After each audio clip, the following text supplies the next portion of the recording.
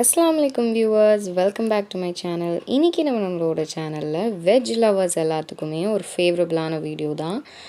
இப்போ எப்படி நான்வெஜ்ல வந்து சிக்கன் ஸ்ட்ரிப்ஸ் எல்லாம் கேஎஃப்சிலலாம் ரொம்ப நல்லா டேஸ்டி அண்ட் கிறிஸ்பியாக இருக்கும், அதே மாதிரி நம்ம இன்றைக்கி நோ சிக்கன் வெஜ் ஸ்ட்ரிப்ஸ் தான் வந்து பண்ண போகிறோம்.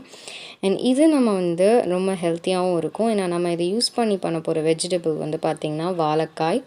ஸோ வாழைக்காய் வச்சு தான் நம்ம இன்றைக்கி வந்து இந்த ரெசிபியை வந்து பண்ண போகிறோம். ரொம்பவுமே நல்லா டேஸ்டியாக இருக்கும், குட்டீஸ்க்கு எல்லாத்துக்குமே ரொம்ப பிடிக்கும். ஸோ கண்டிப்பாக ட்ரை பண்ணி பாருங்கள். அண்ட் இது செய்கிறதுக்கு முதல்ல நான் வந்து ஒரு பவுலில் வந்து வாழைக்காய் இந்த மாதிரி கொஞ்சம் நல்லா ஸ்லைஸ் பண்ணி எடுத்து வச்சுருக்கேன். கொஞ்சம் தண்ணி சேர்த்து இந்த மாதிரி முங்குற அளவுக்கு தண்ணி சேர்த்துட்டு இது கூட ஒரு 1 டீஸ்பூன் அளவுக்கு சால்ட் சேர்த்துட்டு இது நல்லா வந்து கொதிச்சு வரட்டும். இது ஒரு பாதி போல் இந்த வாழைக்காய் வந்து வெந்துனா வந்து போதும். இப்போ பாருங்கள் நல்லா கொதிச்சு வந்தாச்சு. இது ஒரு 5 to 10 மினிட்ஸ்லேயே இது நல்லா வந்து ரெடி ஆகிடும். நம்ம ஸ்டவ் ஆஃப் பண்ணிவிட்டு இதை வடிகட்டி எடுத்துக்கலாம். அடுத்ததாக இங்கே நான் வந்து கொஞ்சம் கார்ன்ஃப்ளேக்ஸ் வந்து எடுத்திருக்கேன். இப்போ நம்ம இதை கையாலேயே நல்லா நம்ம வந்து க்ரஷ் பண்ணி வந்து எடுத்துக்கலாம். இது ரொம்ப வந்து நம்ம வந்து க்ரஷ் பண்ணணும்னு சொல்லிட்டு அவசியம் இல்லை. ஜஸ்ட் கையாலே 1-2 நம்ம வந்து இந்த மாதிரி பொடிச்சு வச்சிட்டோன்னா போதும். மிக்ஸி ஜாரில் போடணும்னு சொல்லிட்டு அவசியம் இல்லை.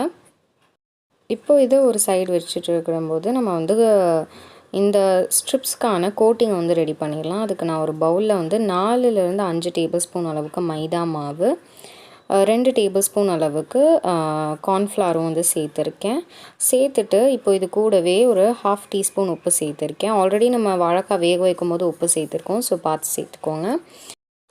1 டீஸ்பூன் அளவுக்கு மிளகு, 1 டீஸ்பூன் அளவுக்கு சில்லி பவுடர் வந்து சேர்த்துருக்கேன். சேர்த்துட்டு இது கூடவே 1 டீஸ்பூன் அளவுக்கு நான் கரம் மசாலா வந்து சேர்த்துருக்கேன், ஒரு நல்ல ஒரு மசாலா ஃப்ளேவருக்காக. இப்போ நம்ம இதை வந்து ஒரு விஸ்க் வச்சு நல்லா ஈவனாக இந்த ட்ரை இன்க்ரீடியன்ட்ஸ் எல்லாத்தையும் நம்ம மிக்ஸ் பண்ணிவிட்டு இப்போ நம்ம இதில் வந்து கொஞ்சம் கொஞ்சமாக நம்ம தண்ணி சேர்த்து நல்ல ஒரு பஜ்ஜி மாவு பதத்துக்கு மாதிரி நீங்கள் வந்து மிக்ஸ் பண்ணி வந்து எடுத்துக்கோங்க.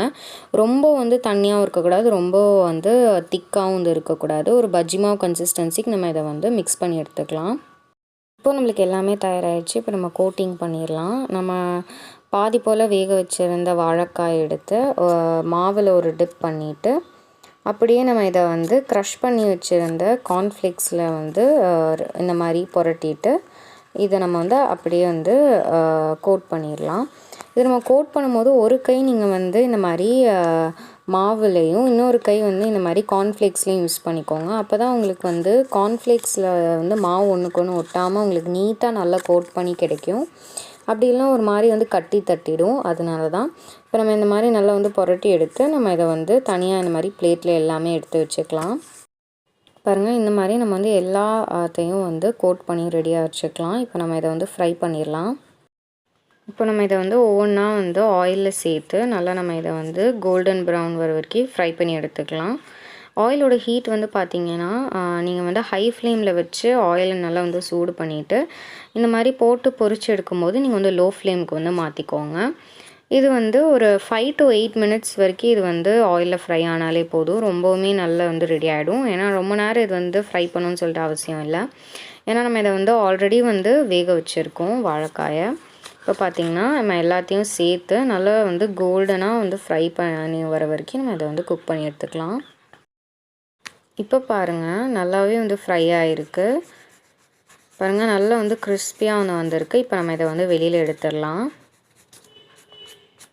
சர்வ் பண்ணிட வேண்டியதான். நீங்கள் இதை வந்து டொமேட்டோ கெட்சப் மேயோ கூடலாம் சர்வ் பண்ணிங்கன்னா குழந்தைங்களாம் ரொம்பவுமே விரும்பி சாப்பிடுவாங்க. அண்ட் வெஜ் லவர்ஸ்க்கு எல்லாத்துக்குமே வந்து வெஜிடேரியன்ஸ் எல்லாத்துக்குமே ஒரு சூப்பர் ஹிட் ரெசிபி இது. ரொம்பவுமே நல்லா டேஸ்டி அண்ட் கிறிஸ்பியாக இருக்கும். கண்டிப்பாக ட்ரை பண்ணி பாருங்கள். நீங்களும் கண்டிப்பாக இந்த ரெசிபியை வந்து ட்ரை பண்ணி பாருங்கள், உங்களுக்கு ரொம்பவுமே நல்லா பிடிக்கும். அண்ட் நீங்கள் இந்த ரெசிபியை ட்ரை பண்ணி பார்த்துருந்தீங்க அப்படின்னா கீழே கமெண்ட்ஸில் வந்து எங்கிட்ட உங்கள் ஃபீட்பேக்கை வந்து ஷேர் பண்ணுங்கள். அண்ட் இப்போ இது வந்து எவ்வளோ ரொம்ப நல்லா கிறிஸ்பியாக இருக்குன்னு சொல்லிட்டு நீங்களே பாருங்கள்.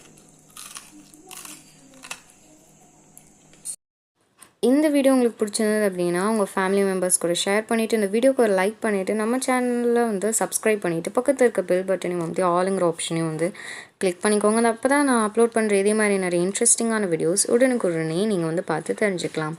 And thank you so much.